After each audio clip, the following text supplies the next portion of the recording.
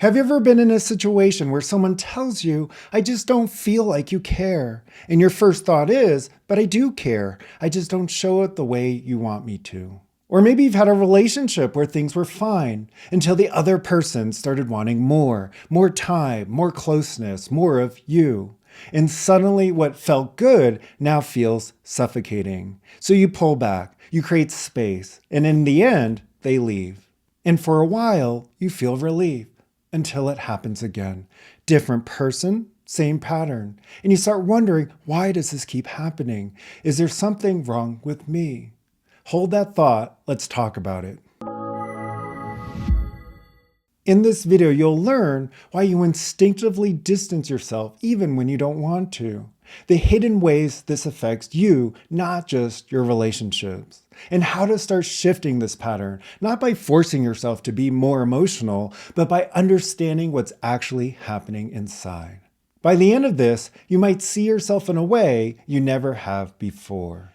Most people assume that when someone avoids intimacy, it's because they don't want connection. But that's not actually true. You do want connection, you just don't trust it. Because deep down, closeness has always come with a cost. Maybe growing up being open meant being criticized, controlled, or obligated to take care of someone else's emotions. So you learn to rely on yourself, to be self-sufficient, to handle things alone. And now, when someone gets too close, your nervous system registers it as a threat. Not consciously, but in the background. Your mind starts rationalizing, I need space. They're being too needy. I shouldn't have to reassure them all the time. I just don't think I'm meant for relationships. It all makes sense. And in that moment, these thoughts feel like logic, but they're not. They're protection. And that's why the cycle keeps repeating.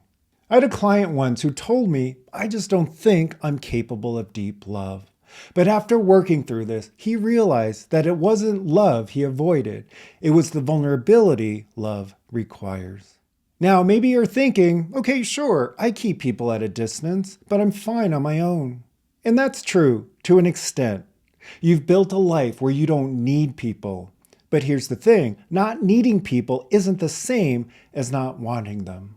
Because while keeping walls up may protect you from disappointment, it also keeps you from experiencing something deeper, real support, being understood without having to explain yourself, a connection that feels effortless because you can finally exhale around someone. Over time, this pattern doesn't just affect your relationships, it shapes your entire experience of life. It keeps you in your head, always analyzing, always maintaining control. It keeps you at a distance, not just from others, but from yourself. Now, this is the part where most advice would say, just communicate more or learn to be vulnerable. But if it were that simple, you would have done it already. This isn't about forcing yourself to act more open. It's about retraining the way you relate to connection internally. And that starts with noticing. The next time you feel the urge to pull away, pause. Instead of assuming the problem is the other person, ask yourself, what does closeness feel like in my body right now? Is it tension, a feeling of being cornered, or maybe a quiet sense of dread, like something is about to go wrong? That physical response, that's your nervous system reacting before your mind even catches up. And when you see it for what it is, not a truth, but a learned response, you can start shifting it.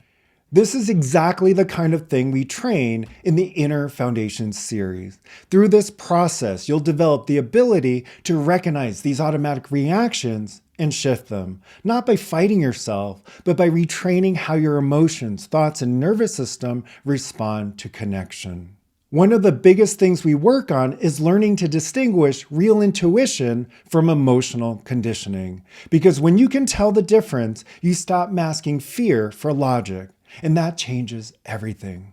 If this resonated with you, check out some of the free resources I have. You can find me on Instagram at Mike Wang Coaching, or sign up for my weekly newsletter where I share insights like this, practical, real-world ways to break patterns and start creating the relationships and life you actually want.